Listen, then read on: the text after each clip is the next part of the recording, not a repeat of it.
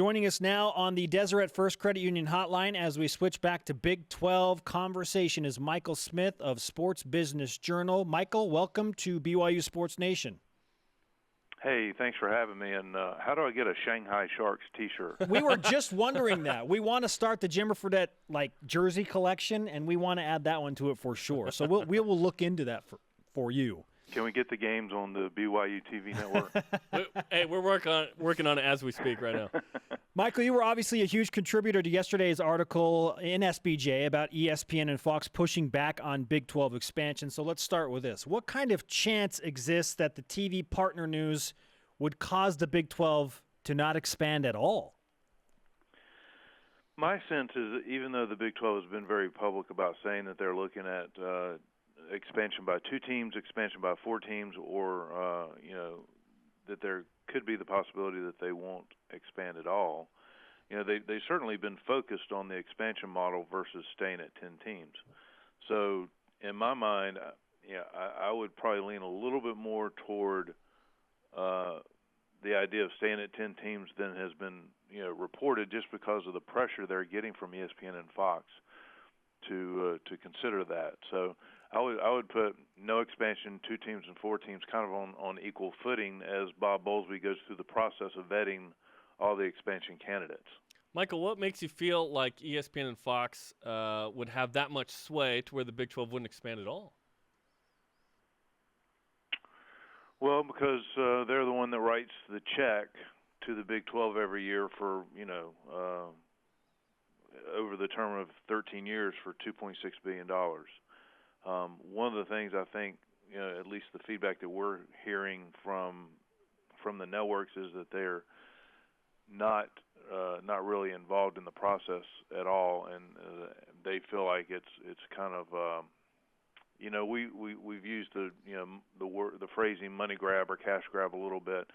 The Big 12 is motivated because they need to grow revenue, so they're adding a conference championship football game. They're looking to expand, which they believe will generate more revenue, as stipulated in their contract with ESPN and Fox.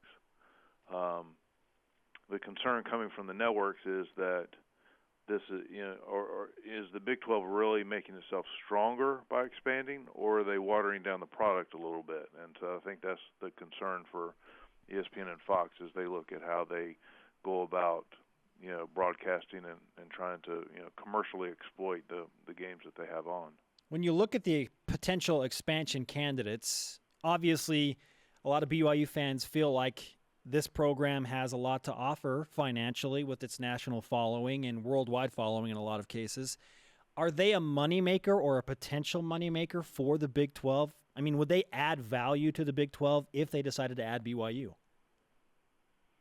I think the BYU fans are right to think that they're a leader in the clubhouse, so to speak. To me, BYU checks a lot of boxes in terms of the fan base, the market, the competitive success. Maybe the one just from an optic standpoint, the one drawback might be that the BYU coach left to go to Virginia, which is certainly not among the better Power 5 jobs in the country. Now, he might turn it into that, but probably just from an optic standpoint, that doesn't look really good.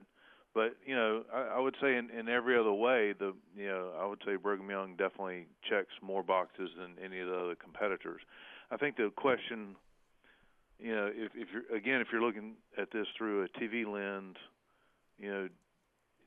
does the Big 12 better itself necessarily by going west versus north versus east or southeast? I would say that again, with the following that BYU has, the Cougars would be at the top of the list on that. When you look at the landscape and the opportunities that are there, the Big 12 ultimately wants to be able to make more money and stay, the Big 12 forever without getting picked. So do you feel like ESPN and Fox have that big sway in saying, okay, we want you to do none or maybe 2, but not 4, to where the Big 12 would go, okay, we will listen?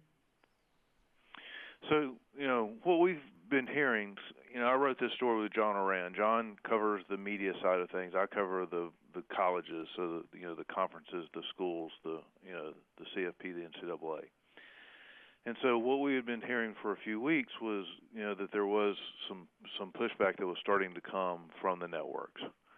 And so as we, he reported on his sources, I reported with my sources, and over the course of the last, I'd say 2 to 3 weeks, kind of came back to the same place of, this is maybe not the slam dunk that we think it might be, or there might be some complications here. And so the phrasing that we kept hearing, especially last week, was, the spirit of the deal. Now, if you take the Big 12 contract with ESPN and Fox as it's literally written, yes, the conference can expand, and it would expect what they call pro rata increases. So if ESPN and Fox are basically paying $20 million a year per school for its TV deal, then adding a school would be another $20 million a year. Adding 4 schools would be another $80 million in revenue a year. And I think ESPN and Fox are like, wait a second, that's not the spirit of the arrangement that we agreed on. That clause is in the contract, because if the Big 12 expands, then that money is there to keep the current members whole, so that they wouldn't have to take less money until the next TV deal is negotiated.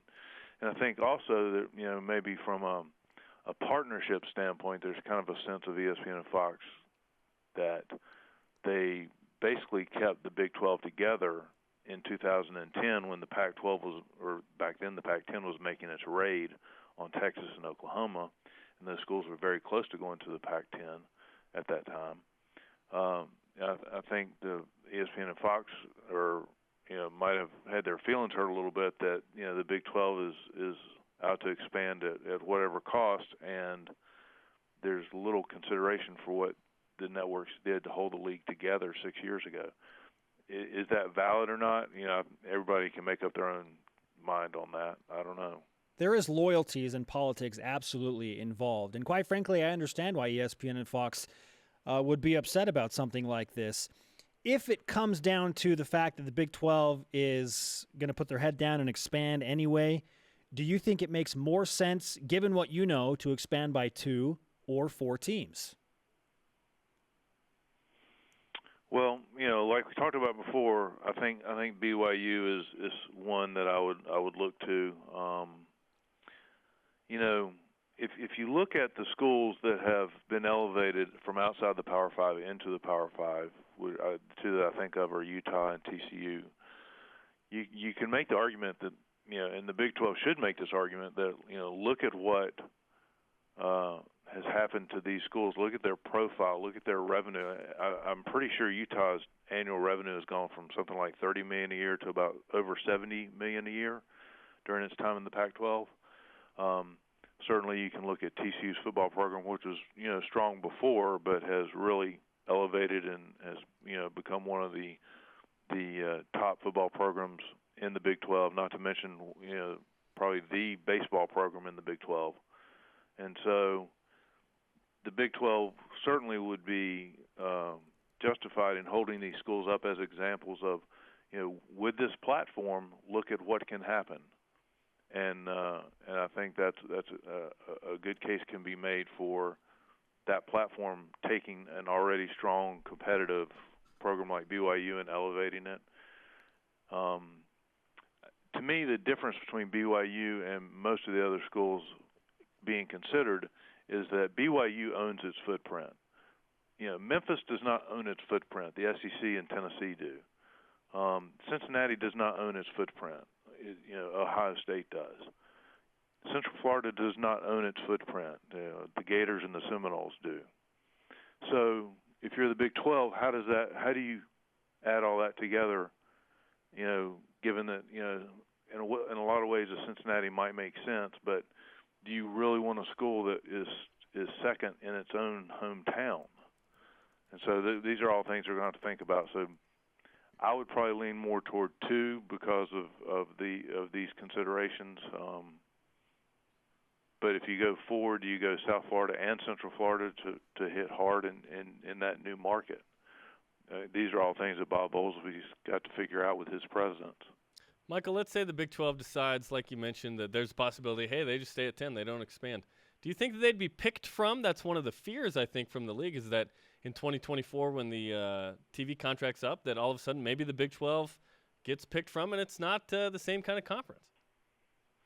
Well, if the Big 12 moves forward with expansion, I think there is certainly a chance where in 2024-25, Texas looks around and says, we're in the same league with Cincinnati and West Virginia. We're in the same league with Central Florida, whoever it ends up being.